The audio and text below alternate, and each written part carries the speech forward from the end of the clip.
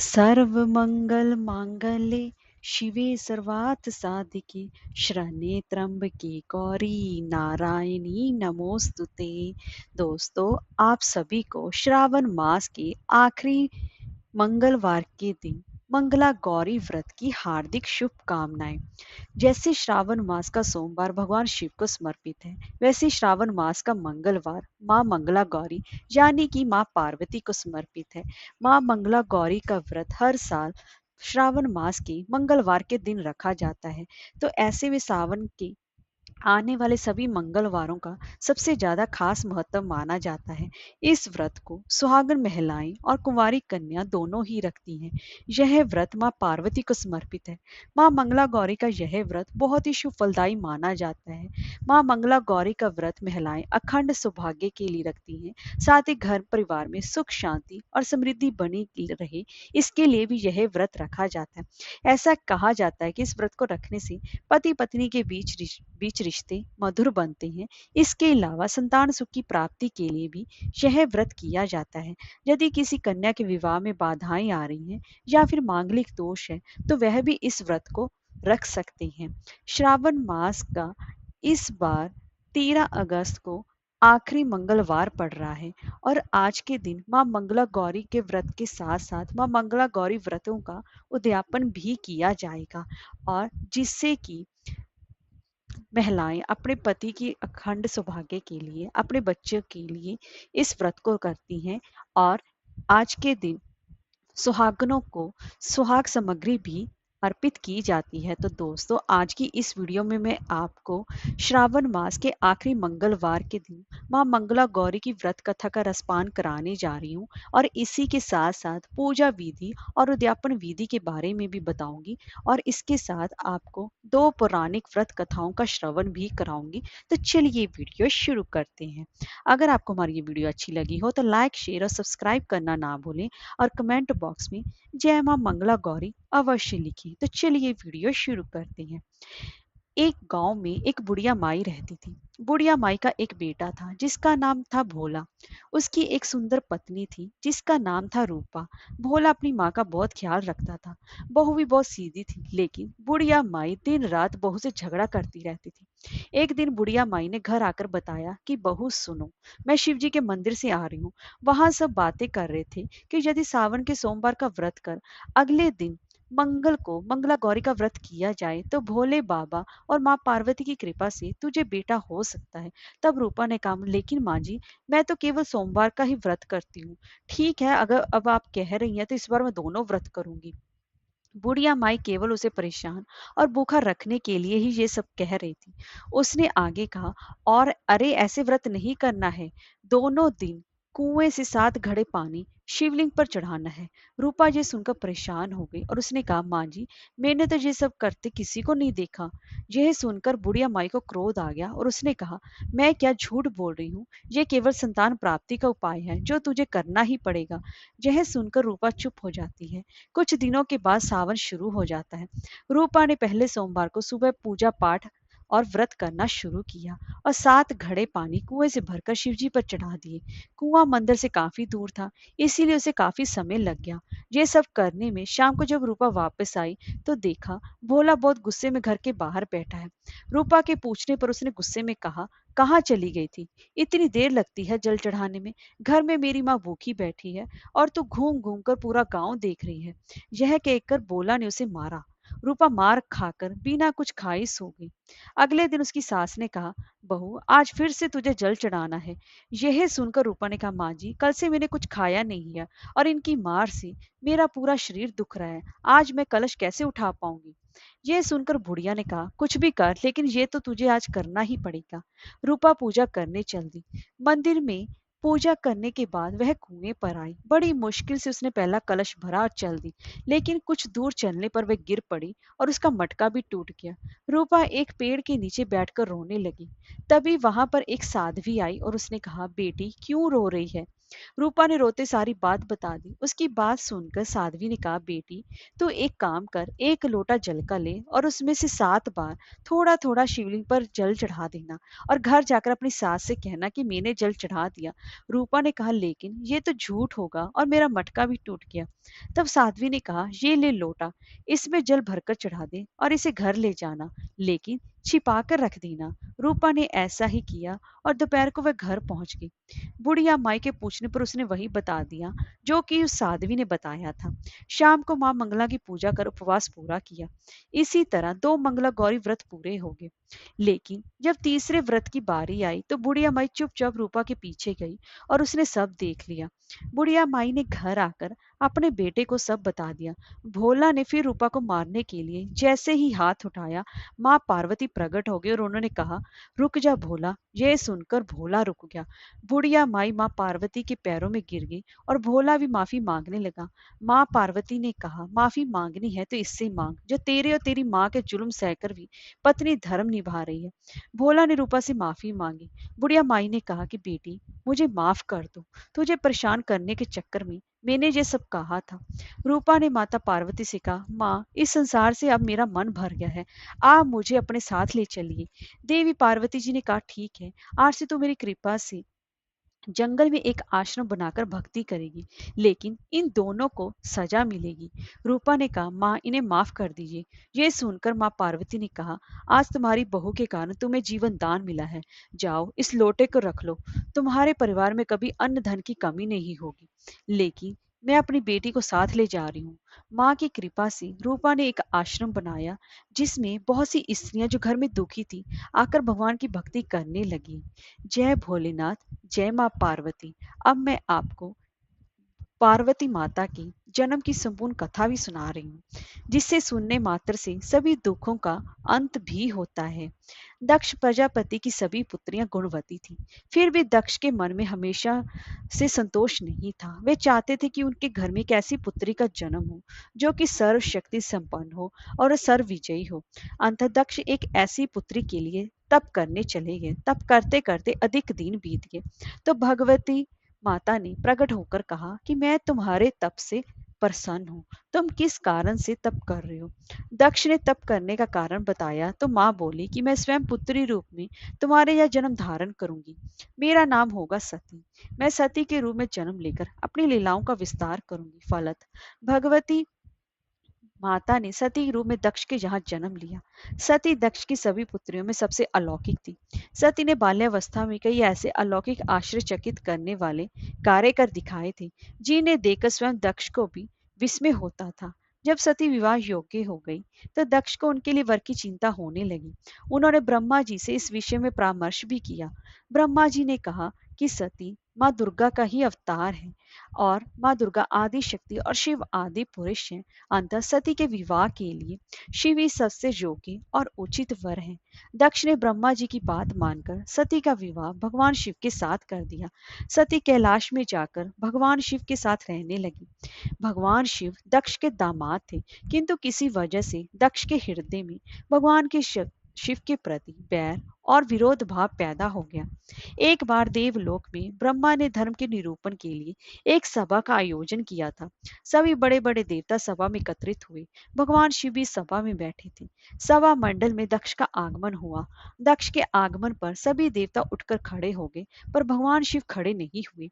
उन्होंने दक्ष को प्रणाम भी नहीं किया। फलत दक्ष ने भी अपमान का अनुभव किया। केवल यही नहीं, उनके हृदय में भगवान शिव के प्रति ईर्ष्या की आग भी जल उठी। वे उनसे बदला लेने के लिए समय और अवसर की प्रतीक्षा करने लगे। एक बार देवी सती और भगवान शिव कैलाश पर्वत पर बैठे हुए आपस में बात कर रहे थे। उसी समय आकाश मार्ग से कई विमान कंखल की ओर जाते हुए दिखाई पड़े। सती ने उन विमानों को देखकर भगवान शिव से पूछा, प्रभु ये सब विमान किसके हैं और कहाँ जा रहे हैं? भगवान शंकर जी ने उत्तर दिया कि आपके पिता ने बड़े यज्ञ का आयोजन किया है। समस्त देवता और देवांगनाएं उन विमानों में बैठकर उसी यज्ञ में सम्मिलित होने के लिए जा रहे हैं। इस पर सती ने दूसरा प्रश्न किया, क्या मेरे पिता ने आपको यज्ञ में सम्मिलित होने के लिए नहीं बुलाया? भगवान शिव ने उत्तर दिया, आपके पिता मुझसे बैर रखते हैं, फिर वो मुझे क्यों बुलाएंगे? देवी सती मन ही मन सोचने लगी। फिर बोली, यज्ञ के इस अवसर पर अवश्य मेरी सभी बहनें आएंगी। उनसे मिले हुए बहुत दिन हो गए हैं। यदि आपकी अनुमति हो तो मैं भी अपने पिता के घर जाना चाहती हूँ।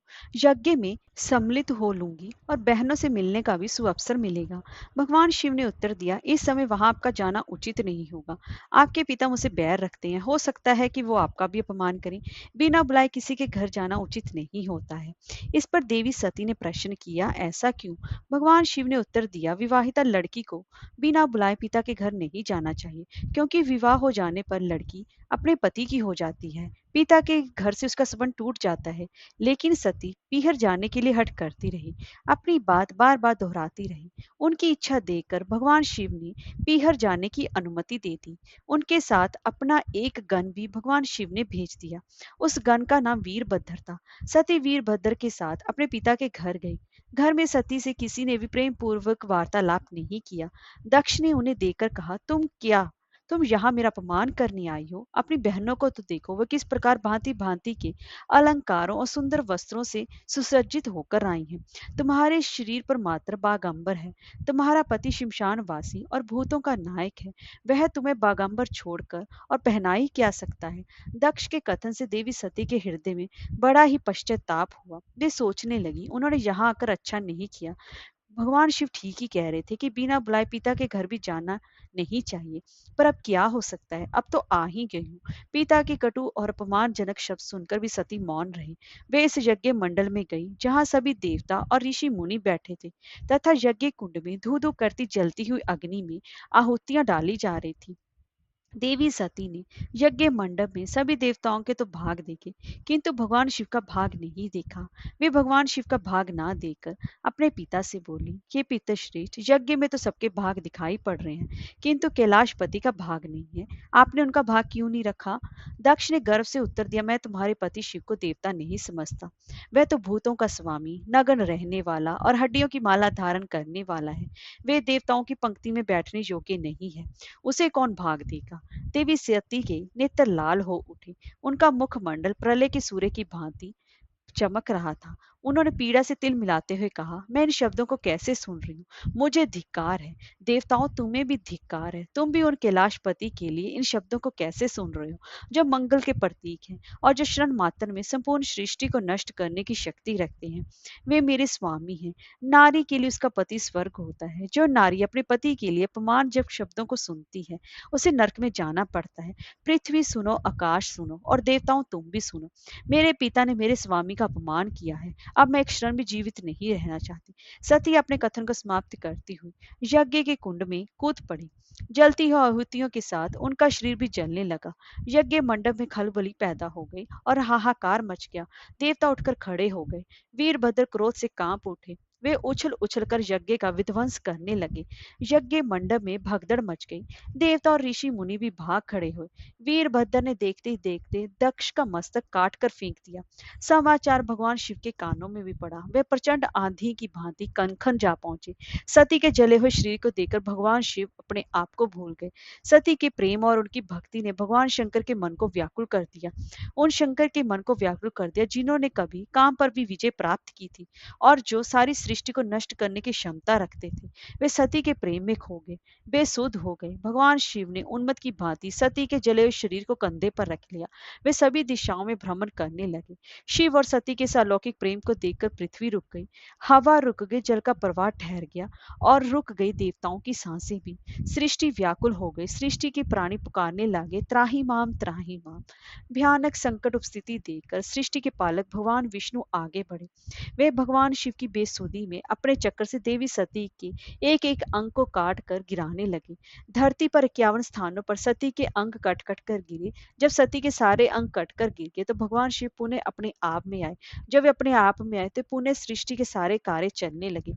धरती पर जिन 51 स्थानों में देवी सती के अंग कट कट गिर गिरे थे, वही स्थान आज शक्ति पीठ माने जाते हैं। आज भी उन स्थानों में देवी सती का पूजन होता है, उपासना होती है। धन्य था भगवान शिव और माँ देवी सती का प्रेम। शिव और सती के प्रेम ने उन्हें अमर और वंदनीय बना दिया। बाद में सती के वीरे में शंकर जी की स्थिति दयनीय होगी। वे हर पल सती का ही ध्यान करते रहते और उन्हीं की चर्चा में व्यस्त रहते।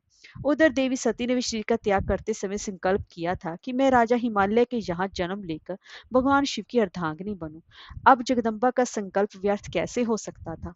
वे उचित समय पर राजा हिमालय की पत्नी मेनका के घर में प्रविष्ट होकर उनकी कोख से प्रकट हुई। पर्वतराज की पुत्री होने के कारण वह पार्वती कहलाई। जब पार्वती बड़ी होकर सियानी हुई तो उनके माता पिता को अच्छा वर तलाश करने की चिंता सताने लगी। एक दिन अचानक देवर्षि नारद जी राजा हिमालय के महल में आ पहुंचे और पार्वती को देखकर कहने लगे कि इसका विवाह तो शंकर जी के साथ होना चाहिए। वे ही सभी सृष्टि के साथ दृष्टि से वह इसके योग्य हैं। पार्वती के माता पिता के आनंद का ये जानकर ठिकाना न रहा। साक्षात जगन माता सती ही उनके यहाँ प्रकट हुई। वे ही मन भाग्य को सराहने लगे। एक दिन अचानक भगवान शंकर सती जी के वीरे में घूमते घूमते उसी प्रदेश में जा पहुंचे और पासी के स्थान गंगावर्तन में तपस्या करने लगे। जब हिमालय को इसकी जानकारी मिली तो वे पार्वती को लेकर शिव जी के पास गए। वहां राजा ने शिव जी से विनम्रता पूर्वक अपनी पुत्री को सेवा में ग्रहण करने की प्रार्थना की। शिव जी ने पहले तो आनाकानी की, किंतु पार्वती जी की भक्ति देखकर वे उसका आग्रह टाल ना सकी।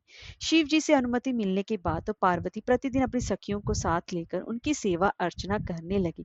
पार्वती जी हमेशा इस बात का ध्यान रखती थी कि शिव जी को किसी प्रकार का कोई कष्ट ना हो। वे हमेशा उनके चरण धोकर चरणोदर ग्रहण करती और षोडशोपचार से पूजन करती। इस तरह पार्वती को भगवान शंकर की सेवा करते दीर्घ समय यानी कि बहुत समय व्यतीत हो गया। किंतु पार्वती जैसी सुंदर बाला से इस प्रकार एकांत में सेवा लेते रहने पर भी भगवान शिव के मन में कभी भी विकार उत्पन्न नहीं हुआ। वे सदा अपनी समाधि में ही निश्चल रहते। उधर देवताओं को तार्क नाम का असुर बड़ा ही उनको कष्ट देने लगा। यह जानकर कि शिव जी के पुत्र से ही तारक की मृत्यु हो सकती है, सभी देवता शिव पार्वती का विवाह कराने की चेष्टा करने लगे। उन्होंने शिव जी को पार्वती के प्रति अनुरक्त करने के लिए कामदेव को उनके पास भेजा, किंतु पुष्पायुध का पुष्प बाण भी भगवान शंकर जी के मन को उनको अपनी तरफ आकर्षित ना कर सका। उल्टा कामदेव उनकी क्रोध अग्नि से भस्म हो गए। इसके बाद भगवान शंकर भी वहां पर अधिक रहना अपनी तपस्या के लिए अंतराय रूप समझ कैलाश की ओर चल दिए। पार्वती को भगवान शंकर की सेवा से वंचित होने का बड़ा ही दुख हुआ, किंतु उन्होंने निराश ना होकर अब की बार तप द्वारा भगवान शिव को संतुष्ट करने की मन में ठानी। उनकी माता ने उन्हें सुकुमार एवं तप के अयोग्य समझकर बहुत मना किया, इसलिए उनका एक नाम उमा नाम प्रसिद्ध हुआ। किंतु पार्वती पर इसका असर ना हुआ। अपने संकल्प से वो तनिक भी विचलित ना हुई। वे भी घर से निकलकर उसी शिखर पर तपस्या करने लगी जहां भगवान शिव ने तपस्या की थी। तभी से उस लोक शिखर को गौरी शिखर के नाम से जाना जाता है। वहां उन्होंने पहले वर्ष फलाहार से जीवन व्यतीत किया। दूसरे वर्ष वह वृक्षों के पत्ते खाकर रहने लगी। फिर तो उन्होंने फलों का उसका भी वृक्षों के पत्तों का भी त्याग कर दिया, इसलिए वो अपर्णा कहलाए। इस प्रकार पार्वती जी ने 3000 वर्ष तक तपस्या की। उनकी कठोर तपस्या को देखकर ऋषि मुनि भी दंग रह गए। अंत में भगवान आशुतोष जी का आसन हिला। उन्होंने देवी पार्वती की परीक्षा के लिए पहले सप्त ऋषियों को भेजा और पीछे स्वयं वटुवेश धारण कर पार्वती की परीक्षा के निमित्त प्रस्थान किया। इस तरह महादेव और माँ पार्वती जी का मिलन हुआ। अब मैं आपको इस मंगला गौरी व्रत की दूसरी पौराणिक कथा श्रवण करवा रही हूँ और इसकी उद्यापन विधि के बारे में भी। पुरानी कथा के अनुसार एक समय की बात है कि एक शहर में धर्मपाल नाम का एक व्यापारी रहता था। उसकी पत्नी काफी खूबसूरत थी और उसके पास काफी संपत्ति भी थी, लेकिन उसको एक ही दुख था कि उसकी कोई भी संतान नहीं थी, जिसकी वजह से वो दिन रात दुखी रहता था। ईश्वर की कृपा से उनको एक पुत्र की प्राप्ति हुई, लेकिन वह अल्पायु था। उसे यह श्राप मिला था कि 16 वर्ष की उम्र में सांप के काटने से उसकी मौत हो जाएगी। संयोग से उसकी शादी 16 वर्ष से पहले एक युवती से हुई, जिसकी माता मंगला गौरी का व्रत किया करती थी। परिणाम स्वरूप उसने अपनी पुत्री के लिए एक ऐसे सुखी जीवन का आशीर्वाद प्राप्त किया था, जिसके कारण वह कभी विधवा नहीं हो सकती थी। अंत वह अपनी माता के इसी व्रत के प्रताप से धर्मपाल की बहू को अखंड सौभाग्य की प्राप्ति हुई। इस वजह से धर्मपाल के पुत्र ने 100 साल की लंबी आयु प्राप्त की तभी से मंगला गौरी व्रत की शुरुआत मानी जाती है। इसी कारण से सभी नवविवाहित महिलाएं इस पूजा को तो करती हैं तथा गौरी व्रत का पालन भी करती हैं और अपने लिए एक लंबी सुखी तथा स्थायी वैवाहिक जीवन की कामना भी करती हैं। जो महिला उपवास का पालन नहीं करती वे भी कम से कम पूजा तो करती हैं। इस कथा को सुनने के बाद विवाहित महिला अपनी सास तथा ननद को 16 लड्डू देती है। इसके बाद भी यही प्रसाद ब्राह्मण को भी देती है। इस विधि को पूरा करने के बाद व्रती 16 बत्ती वाले दिए से देवी माँ की आरती उतारती है। व्रत के दूसरे दिन बुधवार को देवी मंगला गौरी की प्रतिमा को नदी या फिर पोखर में विसर्जित कर दिया जाता है और वहां अंत में माँ गौरी के सामने हाथ जोड़कर अपने समस्त अपराधों के लिए पूजा में हुई भूल चूक के लिए क्षमा मांगनी चाहिए। इस व्रत और पूजा को परिवार की खुशी के लिए लगातार 5 वर्षों तक भी किया जाता है।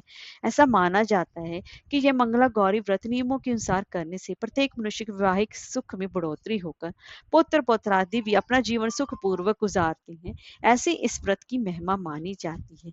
इसकी पूजा विधि के बारे में जान लेते हैं। श्रावण मास के मंगलवार के दिन सुबह ब्रह्म मुहूर्त में जल्दी उठना चाहिए। फिर नित्य कर्मों से निवृत्त होकर गंगा जल मिले युक्त पानी से स्नान करना चाहिए। फिर साफ सुथरे धुले हुए वस्त्र तथा नए वस्त्र धारण कर व्रत का संकल्प लेना चाहिए। फिर माँ मंगला गौरी जी का एक चित्र अथवा प्रतिमा लेनी चाहिए। फिर मंगला गौरी व्रत का संकल्प लें कि मैं अपने पति, पुत्र, पौत्रों, उनके सौभाग्य वृद्धि व मंगला गौरी की कृपा प्राप्ति के लिए इस व्रत करने का संकल्प लेती हूँ। तत्पश्चात मंगला गौरी के चित्र या प्रतिमा को एक चौकी पर सफेद फिर लाल वस्त्र बिछाकर स्थापित किया जाता है। प्रतिमा के सामने घी का दीपक जो कि आटे से बनाया जाता है और दीपक ऐसा लेना चाहिए जिसमें कि 16 बत्तियां लगाई जा सकें और फिर उसके बाद माता की षोडशोपचार से उनकी पूजा उपासना की जाती है। माता के पूजन के पश्चात उनकी सभी वस्तुएं जिनकी संख्या 16 होनी चाहिए जैसे कि 16 मलाएं, 16 लौंग, सुपारी, इलायची, फल, पान, लड्डू, सुहाग की सामग्री, 16 चूड़ियां तथा मिठाई अर्पण करनी चाहिए। इसके अलावा 5 प्रकार के सूखे मेवे, 7 प्रकार के नाज धान्य जिसमें कि गेहूं, उड़द, मूंग, चना, जौ, चावल आदि चढ़ाने चाहिए। उसके बाद माँ मंगला गौरी की व्रत कथा सुनी जाती है और इसमें एक ही समय अन्न ग्रहण करके माँ गौरी की पूजा उपासना की जाती है और ऐसा करने से माँ मंगला गौरी की विशेष रूप से कृपा की प्राप्ति होती है और ऐसा माँ मंगला गौरी अपनी विशेष अपना आशीर्वाद भी देती है। शास्त्रों में कहा गया है कि मंगला गौरी का व्रत करने से वैवाहिक सुख में बढ़ोतरी भी होती है। जय माँ मंगला गौरी।